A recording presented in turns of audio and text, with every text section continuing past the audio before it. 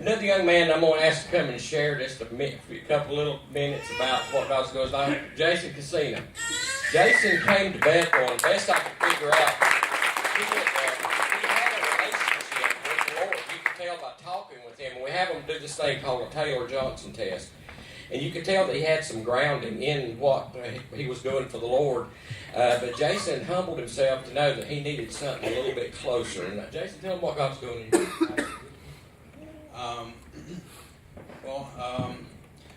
I grew up in a Christian household. I had always known of God, but it wasn't until I came to Bethel Colony that I learned what it means to have a relationship with God. And that has been the key game changer for me. Matter of fact, I was reading Job 42, 5 and 6, and it says, my ears had heard of you, now my eyes see you, therefore I can test myself and repent. And I can really relate to that scripture now. I always knew who God was and believed in him, but I had always felt like he wasn't on my side. But I had it twisted. I wasn't really much of a friend to him. He had always been there. And it wasn't until I came to Bethel Colony that I kind of learned what it means to turn to him and really give myself and surrender to him. And since then, he's been working miracles in my life. One thing he's done is all the people, all the brothers that surround me on the hill are just incredible. I never imagined until I got there that I would find so much support and strength from each and every one of them. Because it's hard to have the joy of the Lord 24/7. But whenever I'm just in a funk and I'm not really feeling it, and I get around my fellow brothers and they have that fire, I smell the smoke. Before I know it, I'm on fire. So I appreciate each and every one of you guys. It's been a pleasure to really get to know you.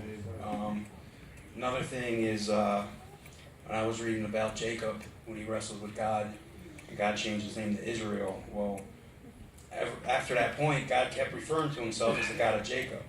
In other words, he kept referring to Jacob in his mess.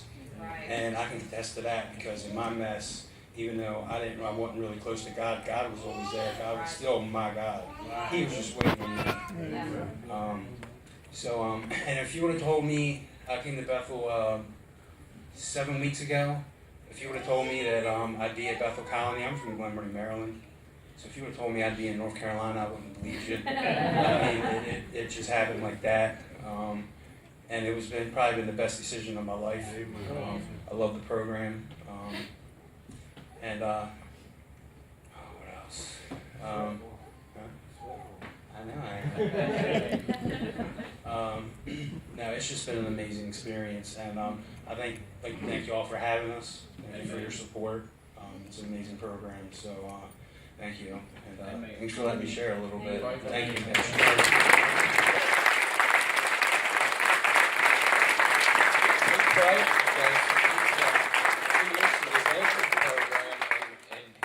And seeing a door, if God's going to open a door. He's not real sure where he's going to be. God's already shut one door. But be praying for Jason this week because he's looking for God's direction. The Bible tells us to acknowledge him in all of our ways and he will smooth our path out before us. And one thing we try to get across to the men at Bethel is not just having a head knowledge, that intellectual knowledge that Peter talked about.